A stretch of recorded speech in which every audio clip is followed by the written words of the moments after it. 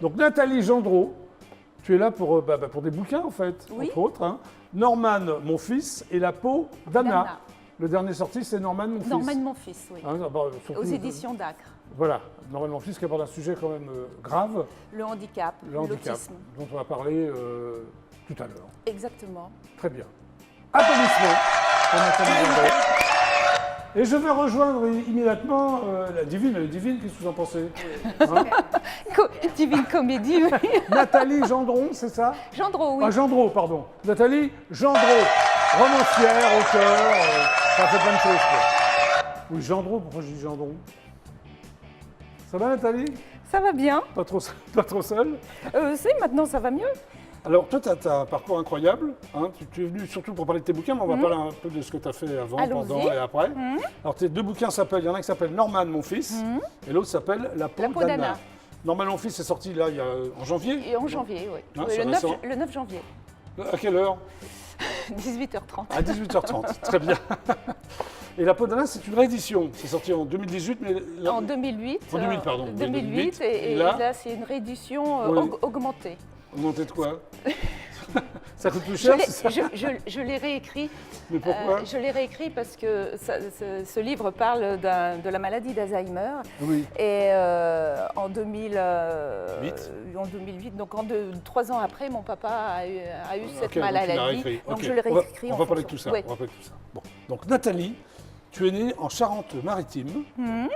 Très belle région. Très belle région, c'est vrai. Non, non, je connais la Charente-Maritime. Et à un moment donné, tu as vécu à Saintes Oui, pendant combien de temps?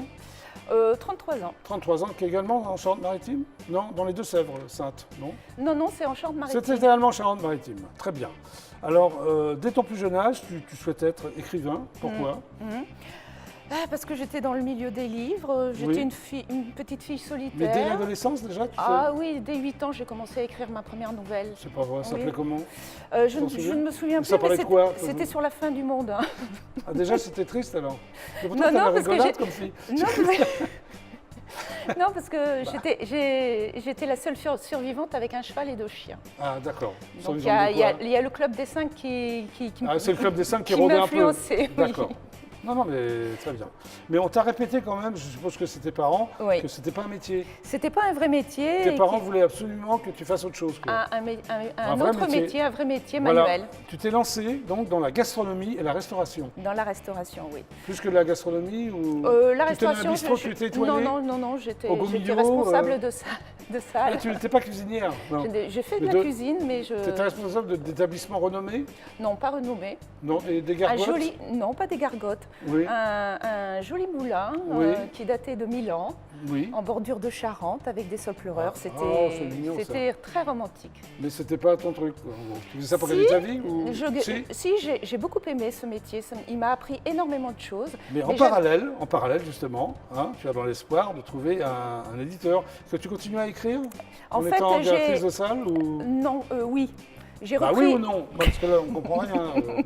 Et j'ai arrêté d'écrire. Oui. Et puis j'ai repris quand j'attendais mon fils, D'accord. Et à un moment donné... à 26 ans. À quel âge? 26 ans. 26 ans. 26 ans, très bien.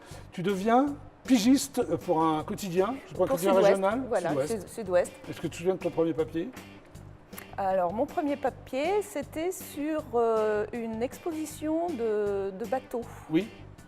C'est intéressant, non? Très intéressant. Oui. On apprend toujours quand Oui, on est non, journaliste, c'est vrai. c'est ce qui est merveilleux. Donc, journaliste, c'est pas ce que tu veux faire, mais ça se rapproche de l'édition. Ah si, si. Sur la plume, quoi. Oui, c'est- exactement. d'accord. Très bien. exactement. Et alors, en 1998, tu publies à compte d'auteur un recueil de nouvelles chroniques sur le fleuve, Sur le fleuve Charente.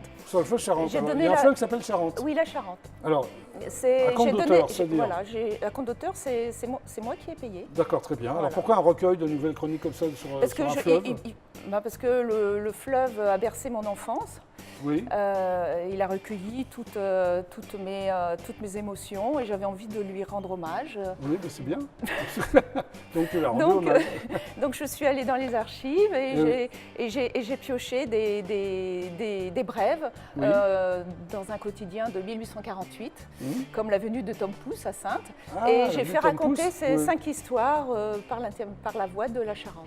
Très bien. Alors, après 15 ans de restauration, ce qui est quand même beaucoup, tu étais donc directrice de salle pendant 15 ans, très bien, tu veux être absolument journaliste. Hein, tu veux gagner ta vie avec ta plume. Avec ma plume. Donc c'est d'abord Exactement. journaliste avant d'écrire des bouquins, je Oui, suppose. C'est oui. ça. Alors, Enfin, je veux monter à Paris, comme on oui. dit, pour publier mes bouquins. Ouais. alors, tu es engagé comme journaliste dans un groupe de journaux spécialisés dans le tourisme d'affaires. Oui, mais je vais à Alors- l'école avant quand même. Oui, tu vas à Je l'école, suis pas oui, mais devenue ça, on l'a pas- oui, oui. Qu'est-ce que tu as comme journaliste ça. diplôme? Oh, bah, 3 fois rien. C'est-à-dire 3 fois rien. Non, non, il n'y avait pas un diplôme, c'est un certificat. Non, mais tu fais ça, donc je peux faire ça aussi. Certificat d'études, c'est ça qu'il y Non, a non, un 12 ans. certificat, non, c'est 8 mois de. D'accord, donc tu es formation. engagé, je dis, comme journaliste dans un groupe de journaux spécialisés dans le tourisme d'affaires. Expo News, c'était quoi exactement? Eh bien, j'étais responsable de la rubrique salon et hôtel. Donc, je Oui. visitais les hôtels, C'est je plutôt, regardais. c'est plutôt cool ça comme job, hein, les filles, vous en pensez? Oui. Tu visitais l'hôtel, tu donnais ton avis, Je donnais mon avis et tu étais sur. payé pour ça. Voilà. Sur l'hôtel, sur le restaurant Ouais. aussi. Exactement, et donc C'est je le genre voyageais. d'inspectrice du guide Michelin, ça un peu. Oui, non, pas Hein? tout à fait. Pas tout Ça à fait. ressemble un peu, Je quand regardais même. leur salle de réunion, c'était quand même D'accord. très, très sérieux. Très bien. Alors depuis 2005, tu es rédactrice au pôle de communication du comité central d'entreprise Orange. D'une grande entreprise, oui. Et Orange. Oui, Oui, Orange. tu voulais pas que je dise peut-être parce que tu es là, mais tu n'avais pas le droit d'être là, c'est Si, ça? tout bon, à fait. d'accord, oui. Alors, c'est quoi exactement? Eh Parce que bien, le titre est ronflant, mais il faut s'en expliquer. en fait, je m'occupe Oui. des procès-verbaux, d'écrire Oui. des synthèses et Oh là là. le magazine externe. Mais c'est hyper sérieux, ça tu le fais Ah, encore? c'est très très sérieux, je le fais encore. Très bien. Alors tu rencontres un certain Sami Snadger, Sagener. qui a été donc déporté Oui. à Auschwitz, À Buchenwald, Buchenwald. Sachsenhausen. donc juif, hein. Mm. Et tu relates sa vie sous la forme d'un roman épistolaire. Mm. Pourquoi ça t'a touché? Comment ça s'est passé? C'était très émouvant et Oui, il m'a raconté sa vie, il ne l'avait jamais encore raconté. Et Oui. j'ai une grande gratitude envers ces personnes qui me racontent leur vie pour oui, bien sûr, transformer tu as en. fait raison. Oui. On apprend énormément. Très bien. On apprend énormément. En 2006, donc, tu publies Léa et ses sœurs. Oui. Ça parlait de quoi, Léa et ses sœurs? Ce sont les 3 sœurs Cohen qui ont Oui. été séparées tout bébé, qui se sont retrouvées 60 ans après la guerre. Ah, d'accord, ok. Mais c'est un fait, enfin, c'est une histoire vraie. C'est une histoire Tu vraie. l'as fictionné ou c'est Non, pas du tout. Là, c'est une biographie. Une commande ou... Une commande de mon éditeur Jean-Claude Gazevich. Très bien. Et en 2008, justement, on y vient, tu écris donc La peau d'Anna, première d'Anna. version. C'est donc un thriller psychologique qui traite de la relation père-fille de la maladie d'Alzheimer. Donc c'est ton père qui était atteint de... À l'époque, tu l'écris, ton À père l'époque, n'était je pas... l'écris, mon père Ouais. n'avait pas cette maladie. Alors pourquoi tu as écrit... J'ai écrit ce livre parce que j'avais envie de parler de la relation père-fille. Oui. Et mon père n'était pas très expressif. Mhm. Et donc j'ai imaginé un père qui aimait beaucoup sa fille, qui Oui. l'aimait peut-être un petit peu trop. Oui. Et Possessif? Ton père était possessif?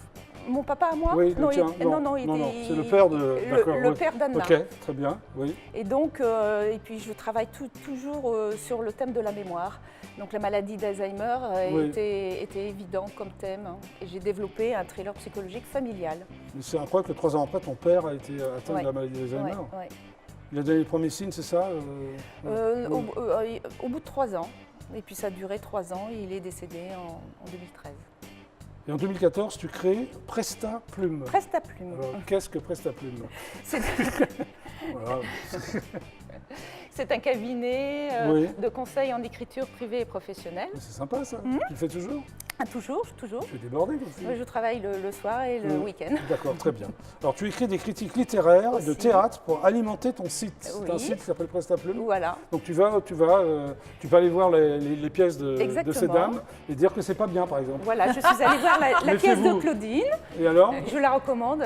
Ah bah tu as- L'écriture est formidable. tu n'es pas Et allé voir la le, place et de le jeu, Karine.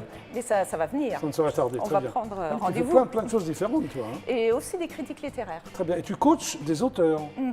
Lesquels? Des auteurs qui ne sont pas Connus. Mais comment tu pas fais pour encore coacher des connus. auteurs? Eh C'est-à-dire, bien, ça je consiste en lis quoi? leurs manuscrits Oui. et je détermine ce qu'il convient de travailler, et Oui. ce qu'il convient de laisser ou d'améliorer. Parfait. Voilà. Et tu crées donc un site internet qui s'appelle Les Frères Zaleski. Alors ça, c'est une longue histoire. Oui, mais tu peux peut-être me la raccourcir. Oui.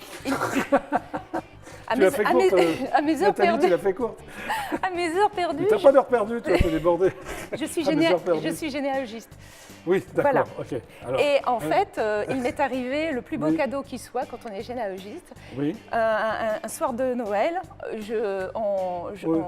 on vient m'apporter un carton qui était Oui. destiné à la décharge publique et dedans Oui. il y avait des archives oui. et notamment des archives de la famille Zaleski, Oui. donc polonaise. Juif, polonais, Non, pas Non, juif, non. chrétien. chrétien. Bon, Et pas en- grave. Et en fait, c'était l'un des plus grands poètes romantiques Oui. polonais Oui, qui s'est exilé avec Chopin.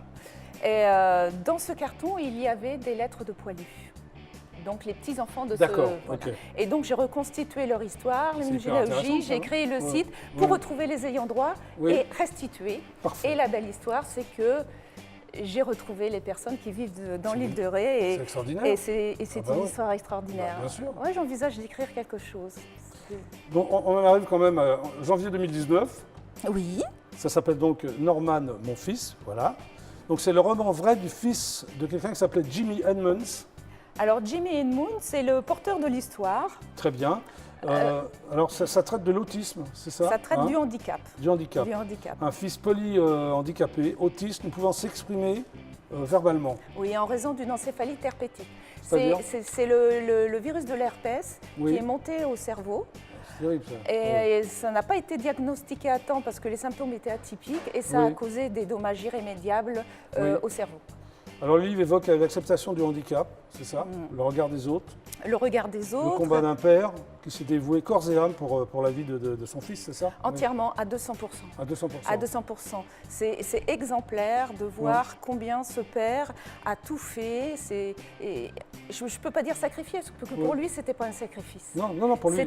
C'était quelque chose de naturel et Oui. il aurait tout fait pour son fils. Il aurait décroché la lune et les étoiles. C'est extraordinaire. Oui. Alors la préface est d'Églantine Émeillé, Oui. qui est une Ouais, elle animatrice nous a fait politique que ce- j'aime beaucoup, Ce grand que plaisir. j'avais invité d'ailleurs à Oui, l'émission. oui. Et alors elle pose une question, préfacer ton Mhm. bouquin, peut-on vivre uniquement pour un seul être? Voilà, en fait c'est bien résumé, non?